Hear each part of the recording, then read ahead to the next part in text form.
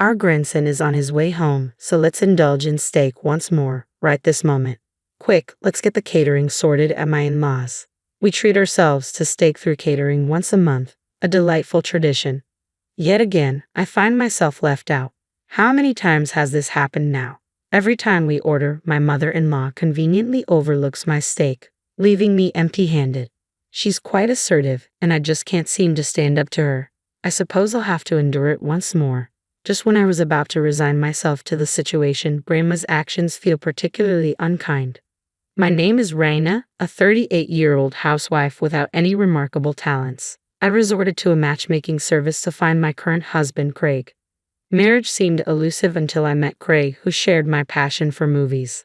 Our bond blossomed over movie dates, leading to a smooth courtship and marriage. Initially kind, Craig's demeanor changed after our son was born. Two significant changes altered the course of our lives. Firstly, our son's intelligence soared, excelling academically far beyond his age. Despite his brilliance, he faced bullying at school and eventually stopped attending. Encouraged by a teacher, he now studies at Cambridge University in England. The second change was moving into my in-laws' house due to my husband's work relocation. Living with my in-laws was a stark transition.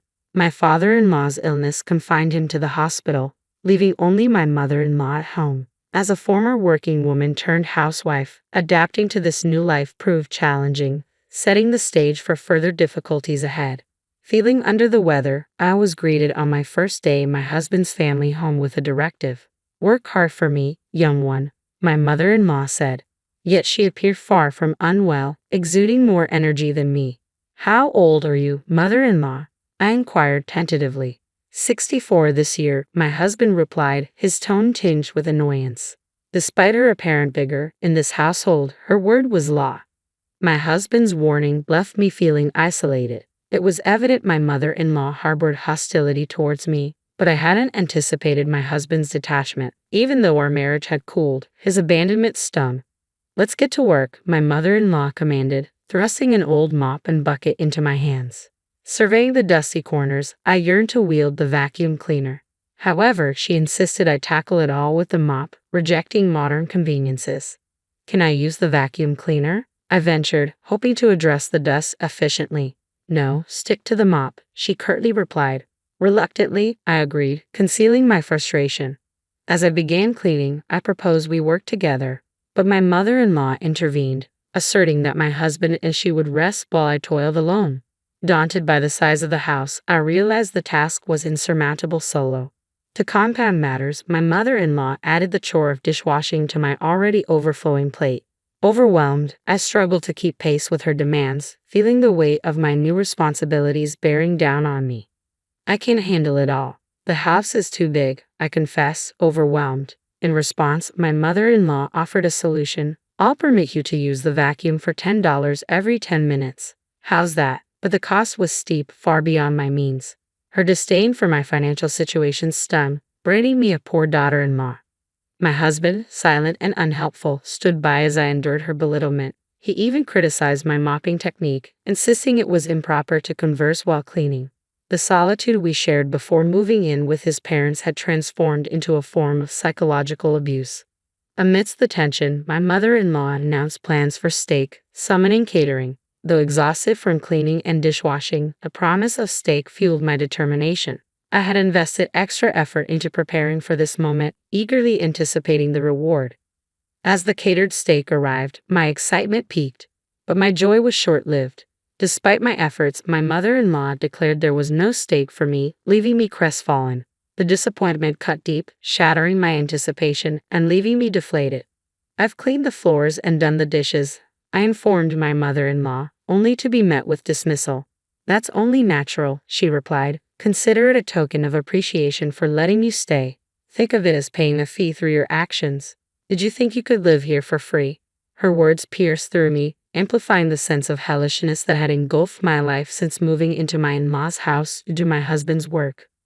Financially constrained and unable to afford living independently, I relied on a meager monthly allowance of $200 since getting married. After covering essentials and previous expenses, there was nothing left to save. The naive expectation of security as a housewife shattered in the face of harsh reality. As for dinner, my mother-in-law's unpreparedness spoke volumes. While they indulged in high-quality steaks, I was offered noodles. The stark contrast highlighted my subordinate status in the family. Even the act of washing the knife and fork after their meal was the closest I came to the steak. From the very first day, mistreatment became routine, leaving me mentally and physically drained. Amidst this despair, a rare call from our son studying abroad brought a glimmer of warmth. Praising my embroidery, he reminded me of my skills. His words, a balm to my soul, stirred emotions long buried under layers of neglect. But even in my moment of happiness, his keen perception sensed my trembling voice. A testament to his high IQ and psychological acumen, his concern mirrored the distance between us. Yet in his distant words I found solace, a reminder that amidst the darkness there remained a flicker of light. I couldn't believe how much my son had changed. He seemed to have an uncanny ability to see through my facade, sensing something was amiss with Dad.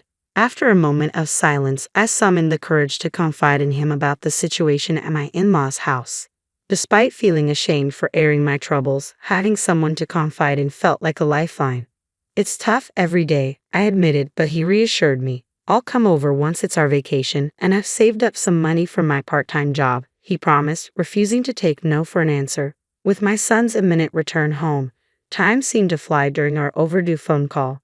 An hour passed, leaving me feeling rejuvenated by his unwavering support. However, as soon as the call ended, my mother-in-law approached with a sharp glare. "That's quite a luxurious long phone call," she remarked, draining the energy I had gained from our conversation. Despite my apologies, she swiftly shifted the conversation to the upcoming block party, assigning me the task of shopping and making a reservation for steak catering. The day of the block party arrived, and guests began to gather. My mother-in-law, dubbed the president by everyone, was the center of attention. Amidst the festivities, she wasted no time in ordering me around, using me as her servant regardless of who was present. Some guests spoke up in my defense, urging my mother-in-law to treat me more kindly, but her threats silenced them, reminding them of their place in the community. Their initial support quickly waned under her influence, leaving me feeling even more isolated. It became evident that my mother-in-law's control extended beyond our house, permeating the entire area. Against her power, I felt powerless, a mere housewife unable to challenge her authority. The ordered steak arrived, and my mother-in-law joyfully arranged it on the table.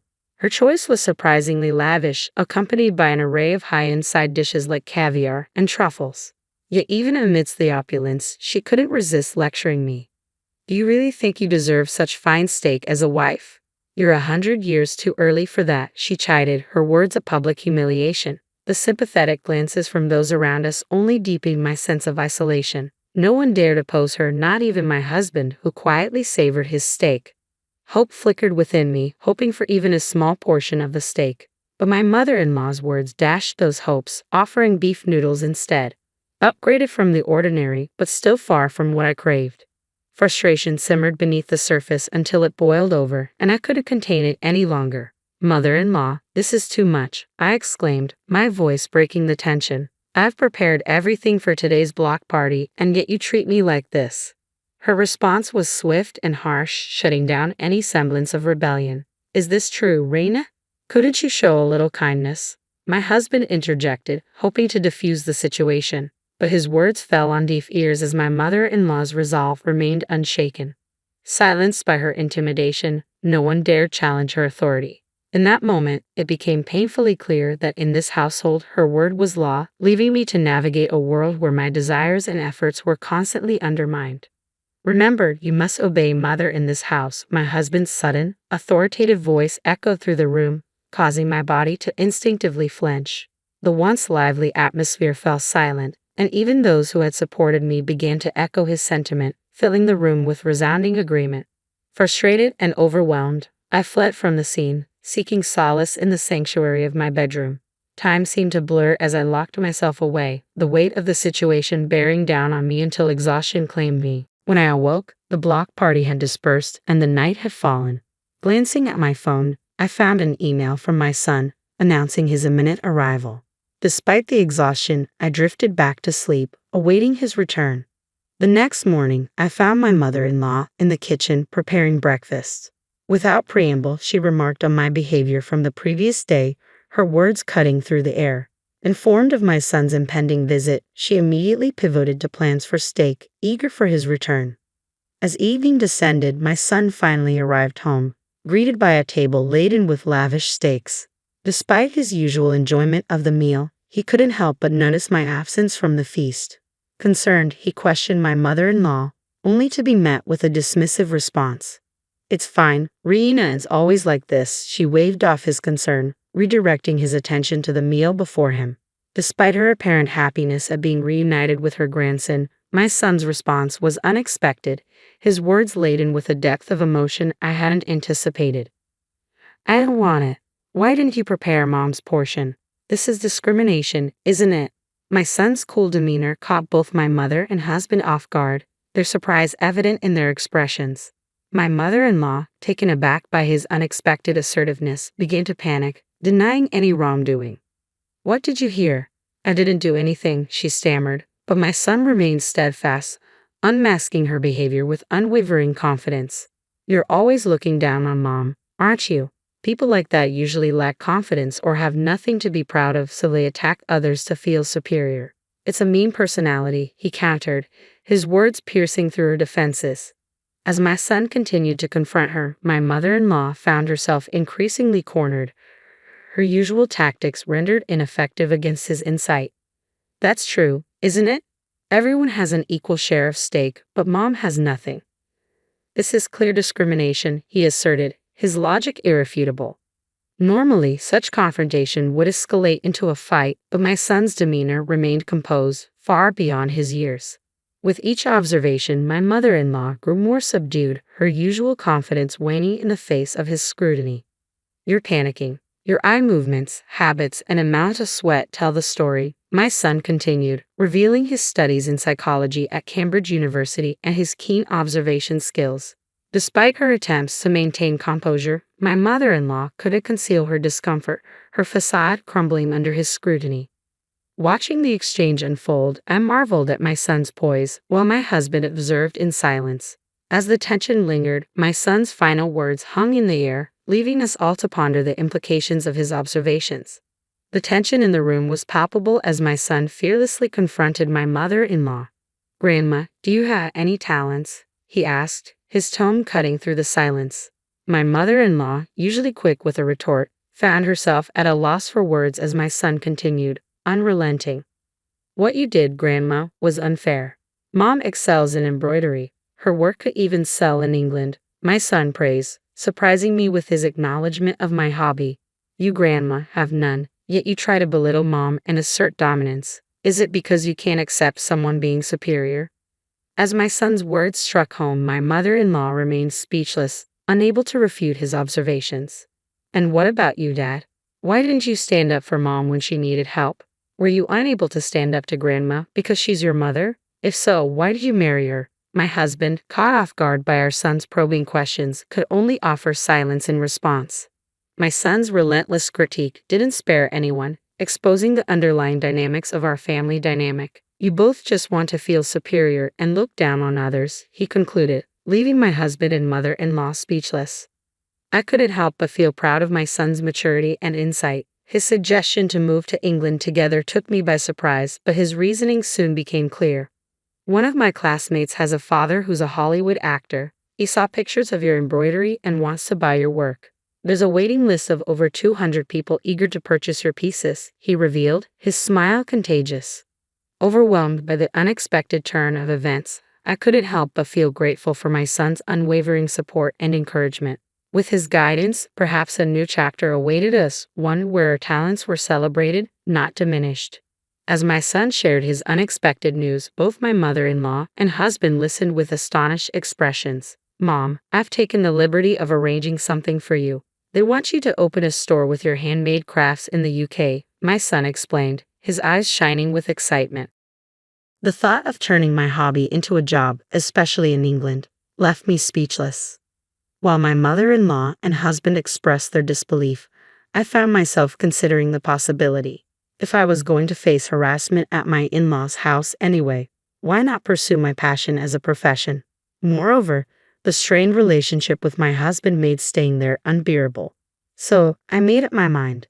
I'll give it a try. I accepted, much to the shock of my family. And then, I dropped a bombshell. I'm divorcing you. I'm tired of being oppressed by your mother. Let me be free. With that, my husband reluctantly agreed, and my mother-in-law ranted until the end, but I paid her no mind. The divorce was finalized without fuss, and I was finally free from the confines of my in-laws' house. Now, in England, I'm busy preparing to open a shop, insisting on crafting all the products by hand. Despite the initial fear of moving abroad, my son's wholehearted support makes the journey less daunting. Meanwhile, back home, I heard from my son that my former mother-in-law stumbled and ended up in the hospital. With her incapacitated, my ex-husband struggles to manage alone, taking on extra work to cover expenses. While it's a challenging time for them, I hope they find their way forward. As for me, I'm focused on the future, working on the final pieces for the shop's opening. With my son by my side, I feel confident in facing whatever challenges lie ahead. From rescuer to the rescued, our roles have shifted, but as a mother, I'll always support my son, just as he supported me.